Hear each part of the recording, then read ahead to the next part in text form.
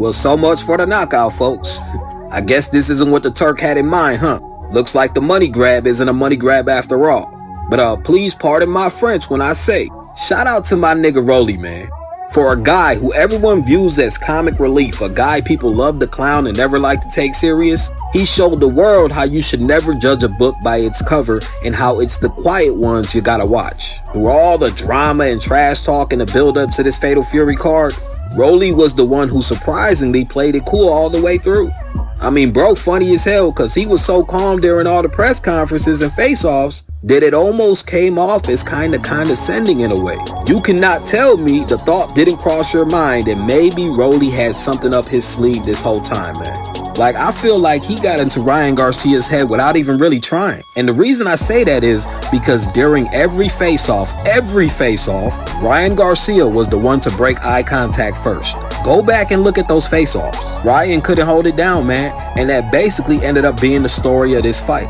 Now, I know everyone's going crazy over the knockdown, and don't get me wrong, I had an oh shit moment myself, but to be honest, I don't really think Ryan Garcia was too hurt by that punch, and Roelly said it himself when asked about it. But I can tell everyone exactly why Ryan Garcia lost this fight.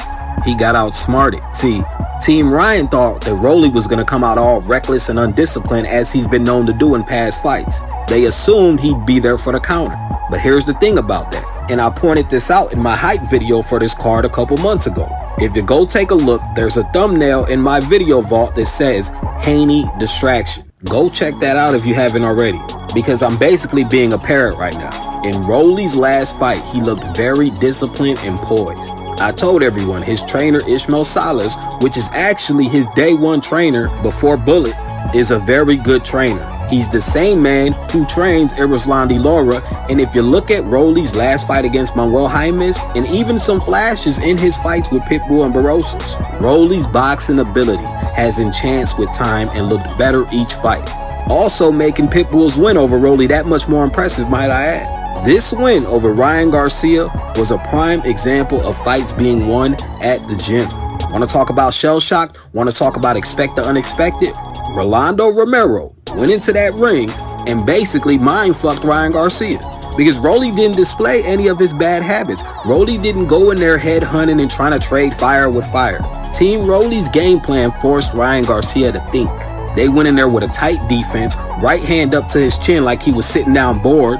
We saw Roelly using feints, bobbing, he was weaving, he was catching a left hook, picking off shots. Roelly was rolling punches, turning it into an all-out technical fight and chess match.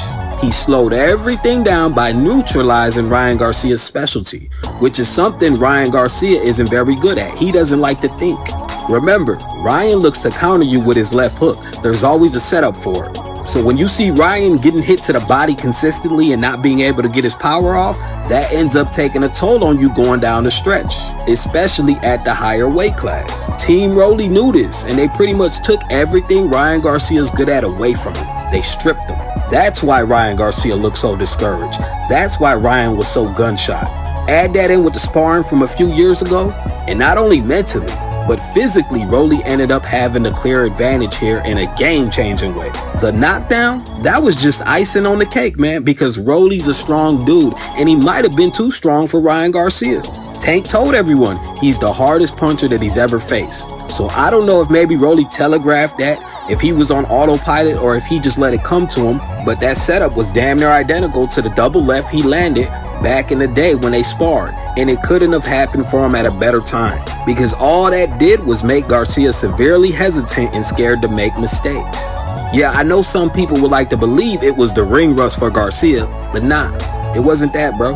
On May 2nd, Rolly Romero went into Times Square and flat out outboxed Ryan Garcia. It really happened, dog. It wasn't a dream. It wasn't because Ryan didn't have PEDs. I know a lot of y'all are clinging to that shit. It was because styles make fights.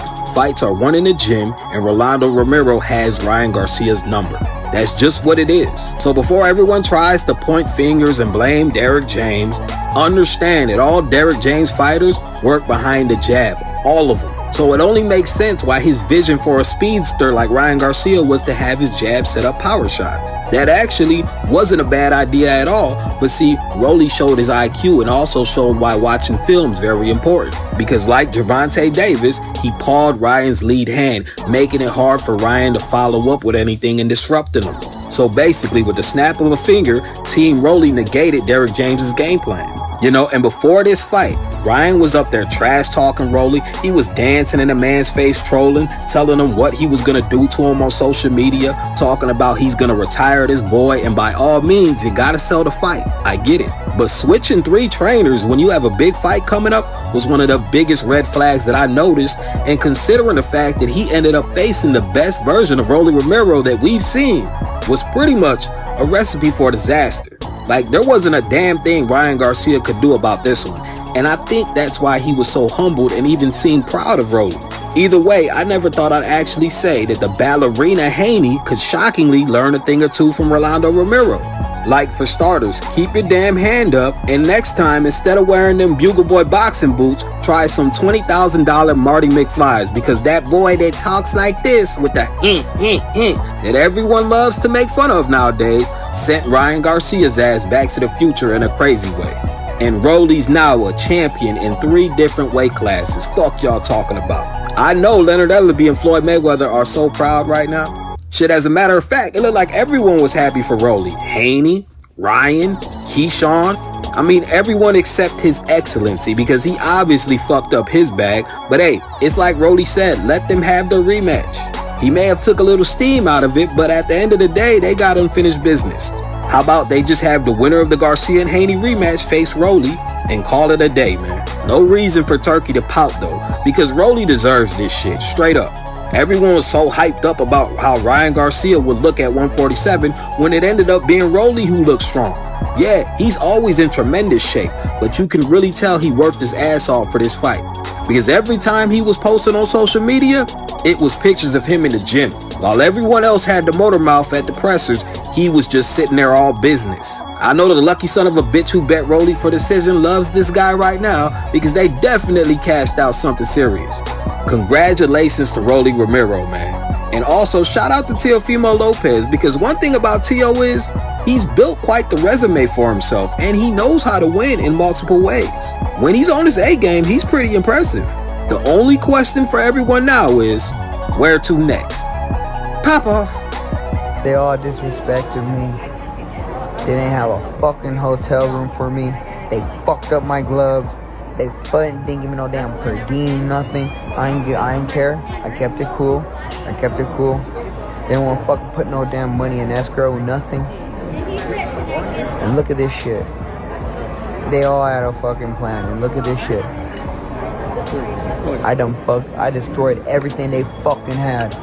I'm good right now, Vic. I'm a fucking 3-time world champion. I'm a 3-time fucking world champion. 3 divisions, 135, 140, 140 fucking 7. Shout out to Social Leaf, who, I mean, honestly, man, they supported me, man. Shout out to all my sponsors, man.